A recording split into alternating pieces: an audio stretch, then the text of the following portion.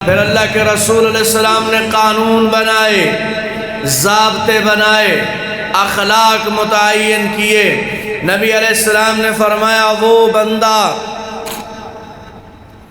جس کو اللہ جل شانہ 3 بیٹیاں عطا فرمائے، 3، اور وہ ان کی پرورش کرے، ان کی تربیت کرے، اور ان کی تربیت کرنے کے بعد اچھی جگہ ان کی شادی کرے، تو میرے رسول نے فرمایا میں اس کی جنت کی ضمانت دیتا ہوں۔ صحابی نے عرض کیا یا رسول اللہ اگر کسی کی 2 بیٹیاں ہوں تو میرے رسول نے فرمایا اللہ جل شانہ اس کو بھی اس کے گناہوں کو معاف کر کے جنت میں داخل کرے گا۔ صحابی کہتے ہیں میں نے پوچھا نہیں اگر کسی کی 1 بیٹی ہو، لیکن مجھے یقین ہے کہ اگر میں پوچھتا تو جناب رسول اللہ صلی اللہ علیہ وسلم اس پر بھی فرما دیتے کہ اللہ جل شانہ اس بندے کی بھی مغفرت فرما دیں گے۔ وہ اپنی بیٹیوں کی تربیت کر رہا ہے، باپ اپنی بیٹیوں کی تربیت اور پرورش کر رہا ہے، لیکن اللہ کے رسول وہ رحمت لے کر آئے کہ وہ معاشرہ جو بیٹیوں کو برداشت نہیں کرتا تھا آج بیٹیوں کی خدمت میں وہ جنت تلاش کر رہا ہے، بیٹیوں کی رضامندی میں رب العالمین اور اس کے رسول کی رضا کو تلاش کر رہا ہے۔ اسی کو قرآن نے بیان کیا وَمَا أَرْسَلْنَاكَ إِلَّا رَحْمَةً لِّلْعَالَمِينَ، محبوب ہم نے آپ کو سارے جہانوں کے لیے رحمت بنا کر بھیجے۔ یہاں تک نہیں پھر نبی علیہ السلام کو اللہ جل شانہ نے 4 بیٹیاں عطا فرمائیں، 4، اور ان میں جو سب سے چھوٹی حضرت فاطمہ رضی اللہ تعالیٰ عنہ تھیں، جن کو جناب رسول اللہ صلی اللہ علیہ وسلم نے فرمایا کہ یہ جنتی عورتوں کی سردار ہے۔ جب اپنے خامد کے گھر سے اپنے والد کے گھر میں آیا کرتی تھی ملنے کے لیے، تو میرے رسول نے آنے والی بیٹی کا وہ اعزاز قائم کیا کہ جناب رسول اللہ صلی اللہ علیہ وسلم کھڑے ہو جاتے تھے، اپنی بیٹی کے استقبال میں کھڑے ہو جاتے، جو چلے تو رب العالمین ساری کائنات کو رسول اللہ کے استقبال پہ لگا دے۔ انسان کیا چیز ہے، کائنات کا ذرہ ذرہ استقبال کرے، وہ راستے سے گزریں تو پتھر سلام کریں، وہ راستے سے گزریں تو درخت سلام کریں، لیکن اللہ کے رسول علیہ السلام بیٹی کو عزت اور وقار دے رہے ہیں۔ اللہ جل شانہ کا وہ دیا ہوا اعزاز اور مقام لوگوں کے سامنے نمایاں کر رہے ہیں کہ بیٹی آتی ہے تو اللہ کے رسول استقبال کے لیے کھڑے ہو جاتے ہیں۔ استقبال کے لیے کھڑے ہونا اور بیٹی کو عزت اور مقام دینا، اسی کو قرآن بیان کر رہا وَمَا أَرْسَلْنَاكَ إِلَّا رَحْمَةً لِّلْعَالَمِينَ۔ میرے بھائیو، اللہ جل شانہ نے بیٹی کو بھی مقام عطا فرمایا، ماں کو بھی مقام عطا فرمایا، رسول اللہ کی رحمت کے صدقے خامند اور بیوی کو بھی مقام عطا فرمایا، ماں اور بیٹے کو بھی مقام عطا فرمایا۔ لیکن یہاں ایک گزارش کرنا چاہتا ہوں میں، بڑی تلخ گزارش ہے۔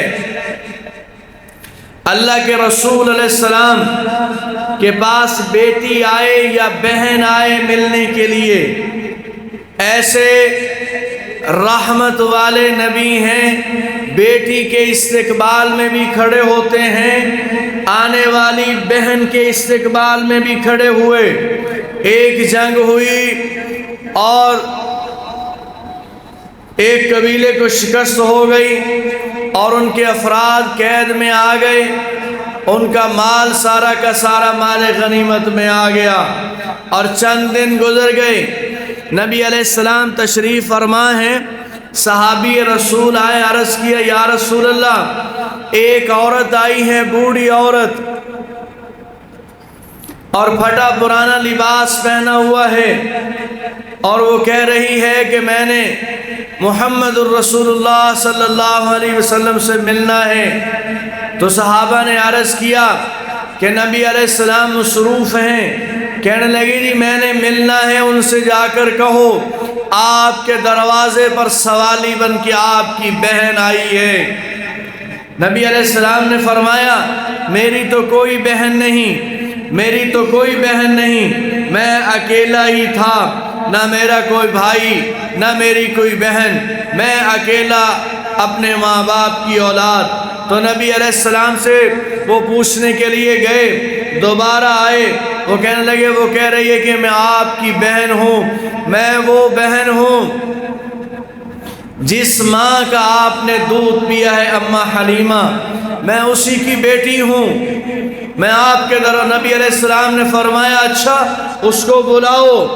جب وہ آئی ملنے کے لیے، وہ اس کا سارا قبیلہ گرفتار ہے، ان کا سارا مال بطور مال غنیمت کے مسلمانوں کے پاس ہے، اور قبیلے کے بڑے بڑے سردار رسیوں میں جکڑے ہوئے گرفتار اور قیدی بنے ہوئے ہیں۔ اس مجبوری کی حالت میں وہ آتی ہے، تو جناب رسول اللہ صلی اللہ علیہ وسلم نے فرمایا اس کو جلدی بلاؤ، اس کو جلدی بلاؤ۔ جب وہ آئی تو نبی علیہ السلام نے دیکھا اس کا میلا کچیلا لباس وہ بھی پھٹا ہوا، تو رسول رحمت نے اپنے کندھے سے وہ چادر اتاری جس چادر کی قرآن نے قسمیں اٹھائی ہوئی ہیں، وہ شان والی چادر اپنے کندھے سے اتاری، آقا علیہ السلام نے زمین پر بچھائی اور کہا بہن یہاں بیٹھو، یہاں بیٹھو۔ کہنے لگے آپ نے فرمایا بولو کیا مانگتی ہو، کس لیے آئے ہو؟ آج بہنیں بھائیوں کے دروازے پر جائیں، پتہ چلتا ہے بھائی ساری وراثت کھا گئے، وہ ساری وراثت کھا گئے، بہن کا مکان میں کوئی حصہ نہیں، بہن کا وراثت میں کوئی حصہ نہیں۔ آج پتہ چلتا ہے بہن سے محبت کے دعوے دار ہیں، ماں کے بارے میں تو موٹر سائیکل کے پیچھے لکھا ہوتا ہے کہ ماں کے قدموں کے نیچے جنت، لیکن یہی کم بخت باپ کے مرنے کے بعد ماں کا 8واں حصہ بھی کھا جاتا ہے۔ کبھی آپ نے نہیں سنا ہوگا کہ ماں کا حصہ اس کے سپرد کر دیا ہے، اور 8واں حصہ کہا ماں میرے ساتھ ہے۔ کیا معنی اس کا سارا مال میرے پاس، اور اس کو میں کھانے کے لیے روٹی دوں گا بس، اور پہننے کے لیے کپڑے دوں گا اور بس، اور اگر بیمار ہو جائے گی تو میں اس کو دوائی دیں گا اور بس۔ وہ وراثت جو قرآن کہہ رہا ہے اس کو دو۔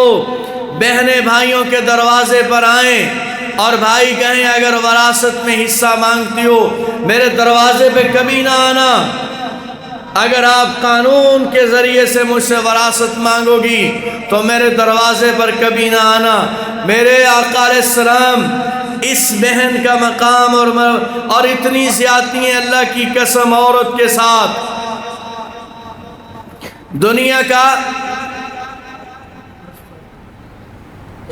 بڑے سخت الفاظ لیکن میں نرم کرنا چاہتا ہوں۔ آپ نے ایسے ظالم لوگ کہاں دیکھے ہوں گے جو اپنی بیٹیوں کے ساتھ بھی مخلص نہیں ہوتے؟ وہ باپ جو 4-5 لاکھ کا جہیز دے کر بیٹی کو روانہ کر رہے ہوتے ہیں، یہ وہ ظالم ہیں جو نقد روپیہ بیٹے کو تھما رہے ہوتے ہیں اور بیٹی کو وہ دے رہے ہوتے ہیں جو کبھی بھی اس مال سے نفع نہ اٹھا سکے۔ ایک بندہ تجارت کرے اور تجارت کرتے ہوئے اس کو اگر بدلے میں نقدی نہ ملے، اس سے کہا جائے کہ کوئی بات نہیں ہے، آپ کا 1 لاکھ روپیہ میں نے دینا ہے، 1 لاکھ روپیہ تو کوئی بات نہیں ہے، وہاں 4 صفیں ٹوٹی ہوئی یا نئی پڑی ہیں وہ 4 صفیں لے جاؤ، وہاں ایک الماری پڑی ہوئی ہے 10,000 کی وہ الماری ہے وہ لے جاؤ، وہاں وہ ٹوٹا ہوا چارپائی اور بیڈ پڑا ہوا ہے وہ لے جاؤ، اور میں اس طرح کافی ساری چیزیں جمع کر کے لاکھ کے بدلے میں اس کو دے دوں، آپ بتائیں اس کاروباری کا کوئی فائدہ ہوگا؟ اس کا سرمایہ ڈوب جائے گا۔ وہ کہے گا نقدن دو نقدن، جیسے اللہ جل شانہ 14ویں پارے میں بیان کر رہے ہیں مادہ پرست لوگوں کی خصلت، کہ مال پرست لوگوں کو جب اللہ مال دیتا ہے وہ ایسے طریقے سے خرچ کرتے ہیں کہ غریب غریب ہی رہتا ہے، کبھی نفع نہیں اٹھا سکتا۔ آپ دیکھیں یہ وہ لوگ ہوتے ہیں جو کہتے ہیں کسی کو اگر تعاون کرنا ہے اس کو نقد نہیں دینا، اس کو پیسہ نہیں دینا، اس کو چیز دو، چیز دو۔ اگر آپ پیسہ دو گے تو وہ غریب آدمی اپنی ضروریات پورا کرنے کے ساتھ ساتھ کچھ نہ کچھ مالی اعتبار سے مستحکم ہو سکتا ہے، اس لیے وہ پیسہ نہیں دیتے۔ اگر زکوٰۃ ان پر فرض ہو گئی ہے زکوٰۃ، تو زکوٰۃ کا بھی وہ پیسہ نہیں دیتے، زکوٰۃ کے بدلے میں بھی وہ راشن اٹھائیں گے اور غریب تک پہنچائیں۔ کم بختو، تمہیں اللہ نے پیسہ دیا ہے، تم اس کے بدلے میں غریب تک پیسہ کیوں نہیں پہنچا رہے؟ وہ پیسہ نہیں دے رہے اس کو، وہ راشن کی بوری اٹھائیں گے اور اس کو دے دیں گے کہ یہ اسی دال اور آٹے کے اندر ہی گھومتا رہے۔ وہ اگر خیرات کرنے پہ آئیں گے تو 40-50 دیگیں پکائیں گے، اور یہ اپنا 4-5 لاکھ روپیہ خرچ کر کے ایسے انداز کے ساتھ مال خرچ کرتے ہیں۔ قرآن کہہ رہا ہے کہ ان کے خرچ ہونے کے باوجود بھی غریب کو کوئی نفع نہیں ہو رہا، غریب کو کوئی۔ پھر یہ سوچ غالب آتی ہے، یہ جو دوسروں کا برا کر رہا تھا نا، اس پر زکوٰۃ فرض ہوئی، اس نے پیسہ اٹھا کر غریب کو نہیں دیا، اس نے 200-300 کپڑوں کے جوڑے خریدے اور غریبوں کو بانٹ دیے۔ ارے کم بخت، جس بندے کے پاس کپڑے خریدنے کے پیسے نہیں ہیں وہ ان کو سلائے گا کیسے؟ تم انہیں نقدی دو، تمہارے اوپر نقد فرض ہوا ہے، جب تمہارے اوپر نقد فرض ہوا ہے تو اس کو نقدی دو۔ ایک شادی ہونے لگی، ایک بندے کو میں نے ترغیب دی، یہ بھی آج کے زمانے میں اس پر بھی عرض کرتا ہوں، آج کے زمانے میں یہ سارے اسی مظالم کا نتیجہ ہے کہ لوگ شادیوں پر تعاون بچیوں سے کر رہے ہیں۔ صحابہ اکرام کے زمانے میں شادی پر تعاون بچے کے ساتھ ہوتا تھا، بچیوں کے ساتھ نہیں۔ آج کے زمانے میں کس کے ساتھ لوگ تعاون کرتے ہیں شادی پر؟ بچیوں کے ساتھ۔ یہ اسی غلط سوچ کا نتیجہ ہے جس نے اسی عورت پر ظلم کیا ہے۔ بچی کی شادی ہونے لگی تو غریب گھرانہ تھا، میں نے ایک ساتھی کو ترغیب دی، میں نے کہا وہ غریب گھرانہ ہے، اس کی کچھ مدد کرو، کچھ تعاون کرو اس کے ساتھ۔ تو کہنے لگا جی ان سے پوچھ کر بتاؤ کس چیز کی ضرورت ہے۔ میں نے کہا آپ جو کرنا چاہتے ہو ان کو مل لینا اور کر لے دینا۔ کہنے لگا جی میں ان کو پیسے نہیں دوں گا، ان سے پوچھو انہیں چاہیے کیا، 50,000 کی چیز چاہیے یا لاکھ روپے کی، میں انہیں وہ چیز خرید کے دوں گا۔ میں نے کہا اگر آپ پیسے دو گے تو کیا ہوگا؟ یہ جو قرآن کہہ رہا ہے نا باطل سوچ، یہاں ہر فراڈی آدمی کی یہی سوچ ہوتی ہے۔ کہنے لگا اگر میں پیسے دوں گا تو وہ بندہ ممکن ہے چیز نہ خریدے۔ تو میں نے کہا اگر چیز نہیں خریدے گا تو یہ غریب آدمی آپ کا 50,000 یا 70,000 یا لاکھ روپیہ کہاں خرچ کرے گا، کہاں لگائے گا؟ وہ زیادہ سے زیادہ یہ کرے گا کہ بچوں کے لیے کھانا خریدے گا، زیادہ سے زیادہ وہ غریب آدمی اگر ان پیسوں سے کوئی چیز لے گا تو بچوں کے لیے کپڑا خریدے گا، زیادہ سے زیادہ اگر کوئی چیز لے گا تو وہ اپنا سابقہ قرض اتارے گا۔ لیکن جس وقت آپ اسے لاکھ روپے کی چیز دے دو گے تو وہ صرف دکھانے کی ایک چیز ہے جس کو لوگ دیکھیں گے، وہ غریب آدمی اس سے نفع نہیں اٹھا سکے گا۔ یہ سوچ غالب آئی، اور اسی بندے نے پھر ظلم کرنا شروع کیا اپنی بیٹی کے ساتھ بھی۔ اس بیٹی کا حصہ بن رہا تھا وراثت میں، وہ چھین لیا اس سے۔ اسی بیٹی کا حصہ بن رہا تھا اسی مکان میں، اور وہ چھین لیا اس سے، اور اسے وہ 4-5 خرچ کیا اس نے بھی جیسے غریب آدمی کو پیسے نہ دینے والا اور چیز لے کر دینے والا آدمی، وہ سمجھ رہا ہوتا ہے کہ اس کو کوئی نفع نہ ہو اور یہ محتاج کا محتاج ہی رہے، ایسے ہی بندہ اپنی بیٹی پر بھی خرچ کر رہا ہے، اس کو 4 5 10 15 لاکھ اپنی وسعت کے مطابق جہیز دے رہا ہے۔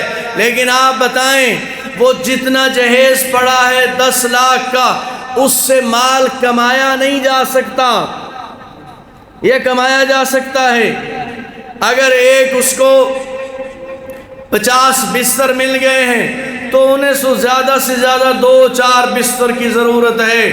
20 سے 25 سال وہ 50 بنائے ہوئے بستر اس کے پڑے کے پڑے رہ جائیں گے، ممکن ہے وہ بڑھاپے کو دیکھ سکے یا نہ دیکھ سکے۔ 2 چیزیں آئیں، ایک وہ چیز جو بندے کو نفع دے رہی ہے، جس سے مال بڑھتا ہے، وہ زمین اور جائیداد ہے، وہ پراپرٹی ہے جس سے روزانہ کی بنیاد پر، ماہانہ کی بنیاد پر، سالانہ کی بنیاد پر نفع مل رہا ہے، نفع آ رہا ہے۔ اور ایک یہ چیز ہے جس پر شاید کبھی نفع آئے اور ویسے یہ چیز نفع نہیں دے رہی، اس نے اسی غلط سوچ کو آگے بڑھایا اور بیٹی پر پھر ظلم کیا، ہے اور چند برتن اور تھوڑا سا سامان دے کر اس کو روانہ کر دیا ہے اور جائیداد ساری اٹھائی اور بیٹے کو دے دی ہے۔ بیٹے کو اگر 2 ایکڑ زمین کے ملے تو وہ زمین نفع دے رہی ہے، وہاں سے پیداوار نکل رہی ہے، اور اس بیٹی کو جو 10 لاکھ کا سامان دیا ہے، آپ مجھے بتائیں وہ سامان کیا نفع دے رہا ہے؟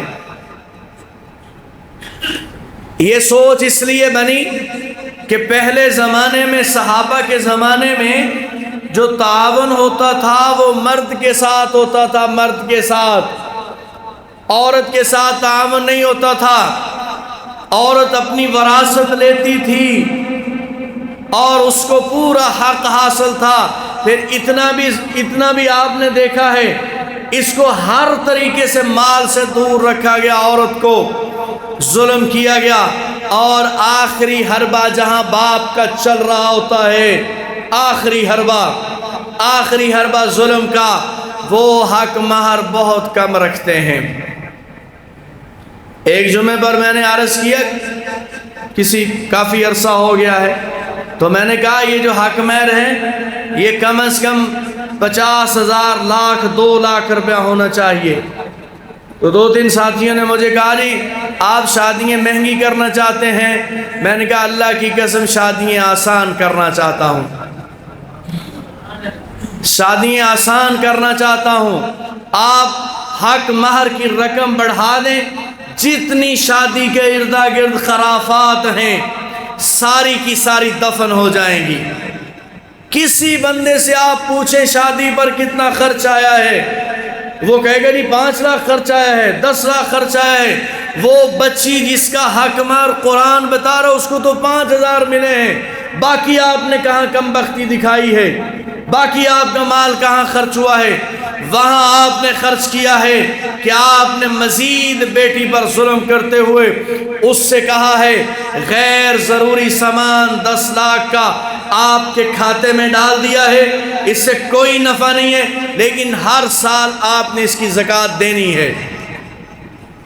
بیٹا زمین کا مالک بنا ہوا ہے، عشر دے رہا ہے تو پیداوار آتی ہے تو عشر دیتا ہے، لیکن وہ بیٹی جس نے ساری زندگی ماں باپ کی خدمت کی ہے، ان کے لیے کھانا بنایا، ان کے لیے کپڑے دھوئے، ان کے لیے گھر کو سجایا، جب وہ جا رہی ہے تو اتنا ظلم اور میٹھا ظلم، جیسے ایک زہر ہوتا ہے، ایک میٹھا زہر ہوتا ہے، میٹھا زہر، یہ میٹھا ظلم ہے، اس کو بچی کو نہیں سمجھ آ رہی کہ یہ جو مجھے اتنا سامان دیا گیا ہے، اس سامان کے دینے میں ایسا میرے ساتھ ظلم کیا گیا ہے، میں اس سامان سے نفع اٹھائے بغیر ہر سال زکوٰۃ دیا کروں گی، اور میرا بھائی ہر سال نفع اٹھا کر ہلکا سا عشر دیا کرے گا۔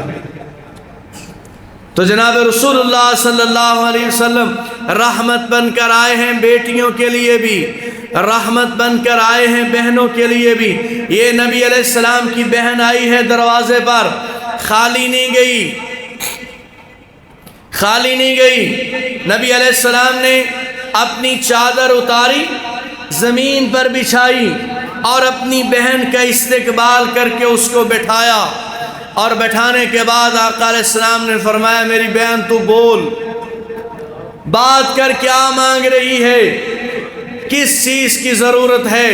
کہنے لگی یا رسول اللہ میرا سارا کنبہ قبیلہ قیدی بنا لیا گیا ہے، قیدی بنا، میں ان کی رہائی کے لیے آپ سے درخواست کرنے آئی ہوں۔ اللہ کے رسول علیہ السلام ویسے عام مسائل میں صحابہ کے ساتھ مشورہ کیا کرتے تھے، مشورہ، لیکن بہن دروازے پر آئی تو نبی علیہ السلام نے فرمایا جا، تو بھی آزاد ہے، تیرا کنبہ قبیلہ بھی آزاد ہے، تیرے خاندان کا ہر فرد آزاد ہے، جاؤ اپنے علاقے میں اور زندگی گزارو۔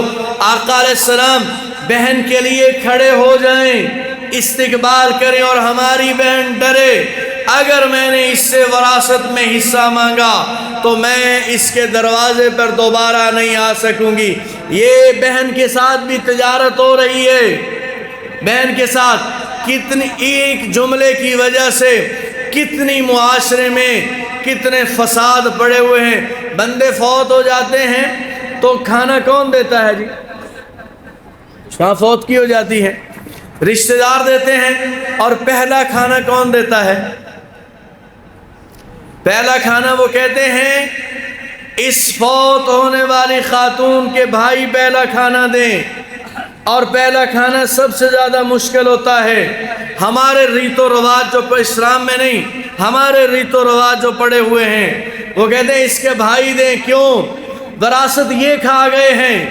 اب وہ کہتے ہیں جی بس ہر سال ہم عید بھی دینے جاتے رہے، ہر سال ہم کپڑے بھی دیتے رہے، ہر سال ہم یہ کرتے رہے، ہم نے لاکھوں خرچ کیے ہیں، اس وراثت کا حق مارنے والے بندے کو بھی نفع ساری زندگی نہیں ملتا، ساری زندگی نہیں ملتا، لیکن آخرت کا عذاب اسی طریقے سے کھڑا ہے،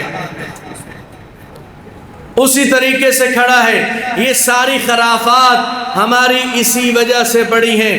اگر عورت کو وراثت میں حصہ ملے اور جیسے شریعت نے دیا ہے ویسے دیا جائے، اور جہیز جو دیا جا رہا ہوتا ہے اس کے بدلے میں اس کا اصلی مال دیا جائے، وہ مال جو اس کو نفع دے سکتا ہے، وہ کم بخت آدمی جو شادی کرنے کے لیے بارات لے کر آتا ہے، وہ بیٹی کے باپ سے کہتا ہے میرے مہمان ہیں 100 کی تعداد، میرے مہمان ہیں 200 کی تعداد، مہمان میرے ہیں، کھانا تم کھلاؤ، سلامی ان کی میں وصول کروں گا، نیندرا ان کا میں وصول کروں گا، اور کھانا تم کھلاؤ۔ وہ کھانا کھلا رہا ہوتا ہے ان کو۔ یہ ساری جتنی خرافات ہیں اس کے پیچھے وہ ایک ظلم ہے، ایک ظلم، جو عورت کو وراثت میں حصہ نہیں دیا جاتا، اور جو اس پر خرچ کیا جاتا ہے وہ ایسے انداز کے ساتھ، میں نے جیسے پہلے عرض کیا نا، جو لوگ اپنا مال زکوٰۃ وغیرہ خرچ کرتے ہیں ایسے انداز کے ساتھ غریب تک پہنچ بھی جائے، ہمارا لگ بھی جائے، لیکن غریب کبھی بھی مضبوط نہ ہو سکے، وہ غریب کا غریب ہی رہے۔ یہی سوچ پھر چلتے چلتے اپنی بیٹیوں پر بھی لگاتے ہیں، ان پر بھی وہی ظلم کرتے ہیں۔ میرے بھائیوں، جناب رسول اللہ صلی اللہ علیہ وسلم نے فرمایا جس بندے نے کسی کا ایک بالش زمین کا ٹکڑا ظلم کے انداز کے ساتھ دبا لیا، کل قیامت کے دن زمین کے 7 طوق بنا کر اس کے گلے میں ڈالے جائیں گے۔ وہ بھاگے گا اس سے، وہ زمین اس کے گلے میں چپٹے گی، وہ کہے گا مجھ سے ہٹ، مجھ سے ہٹ۔ زمین کہے گی وہی ٹکڑا ہوں جو بہن سے چھینا ہوا ہے، میں وہی ٹکڑا ہوں جو باپ کو اس نے مجبور کر کے کہا میرے نام لگواؤ، اور وہ کم بخت باپ بھی اپنی قبر اندھیری کر گیا باپ بیٹے کو نوازنے کے لیے۔ آپ اپنی زمین کے مالک رہو ساری زندگی، اپنے پیسے کے مالک رہو ساری زندگی، کوئی شریعت نے درس نہیں دیا اپنی جائیداد وراثت اولاد کے نام کرانے کی۔ اپنے خود مالک رہو، جب تم مر جاؤ گے تو وہ خود بخود اولاد کے حصے میں چلی جائے گی۔ اور میں بیٹیوں سے کہنا چاہتا ہوں، یہ جو اللہ نے تمہیں حق مال دیا ہے، حلال مال، یہ بھائیوں کو کبھی نہ چھوڑنا، کبھی نہ چھوڑنا۔ یہ اپنا مال لینا ان سے، اور وہ آپ سے اگر سلام کرام توڑتے ہیں تو دفع کرو ان کو۔ ایسے بھائی سے تعلق رکھنے کی قطعاً کوئی ضرورت نہیں ہے۔ جو بھائی کہے جی مجھے وراثت میں سے اگر تم حصہ نہیں لوگی تو تیرے لیے دروازے کھلے ہیں، اگر حصہ آپ جو جس مال کی آپ مالکن بنی ہیں وہ حق کا مال ہے 100%، وہ اللہ نے تمہیں دیا ہے، وہ 100% حلال ہے۔ آپ حلال طیب پاکیزہ مال چھوڑ کر اپنے بچوں کو ذلیل کروا رہی ہو۔ تمہارے بچے محنت مزدوری کر رہے ہیں، تمہارے بچے اور جگہ جگہ کی کھاک چھان رہے ہیں، کبھی حصہ نہیں چھوڑنا۔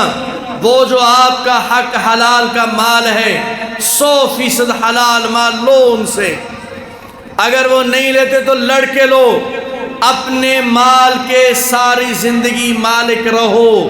یہ ہر باپ کو حکم ہے، ہر بیٹی کو حکم ہے، ہر بیٹے کو حکم ہے، اپنے مال کے مالک رہو، اس سے نفع اٹھاؤ۔ جب آپ مر جاؤ گے تو خود بخود پورا ساکو چلا جائے گا، اور ہر وارث اپنے مال کو لے۔ اگر ہر وارث لے گا تو حلال اور پاکیزہ مال چلے گا، لوگ حلال کھائیں گے حلال۔ اور اگر ایک دوسرے کی وراثت دبانے کے چکر میں تو پھر اس سے حرام بڑھے گا، حرام بڑھے گا۔ ظاہر بات ہے وہ اللہ جل شانہ اس سے ناراض ہوتے ہیں۔ یہ بات ذہن میں رکھنا، جو بیٹیاں اپنے بھائیوں سے حصہ نہیں لیتی ڈر کی وجہ سے، آپ نے 99% دیکھا ہوگا وہ خود بھی ذلیل ہو رہی ہوتی ہیں اور ان کے بچے بھی ذلیل ہو رہے ہوتے ہیں۔ 99% آپ بطور مثال کے دکھا دیں، وہ اللہ کی سزا ہوتی ہے۔ اللہ کہتے ہیں میں تمہیں دے رہا ہوں کہ لے لو، اور تم ٹھکرا رہی ہو حلال مال کو۔ جب تم حلال مال کو ٹھکراؤ گے تو ظاہر بات ہے اللہ جل شانہ فرماتے ہیں لَإِن شَكَرْتُمْ لَأَزِيدَنَّكُمْ، اگر شکر کرو گے لوگے تو میں اور دے دوں گا، وَلَئِن كَفَرْتُمْ، اگر تم ناشکری کرو گے إِنَّ عَذَابِي لَشَدِيدٌ۔ میرے بھائیو، جناب رسول اللہ صلی اللہ علیہ وسلم کو اللہ جل شانہ نے رحمت بنا کر بھیجا ہے۔ ہر بندہ جناب رسول اللہ صلی اللہ علیہ وسلم کی رحمت سے مستفید ہو رہا ہے، اور وہ خوش قسمت ہے جو رحمت سے نفع اٹھاتا ہے، وہ ناکام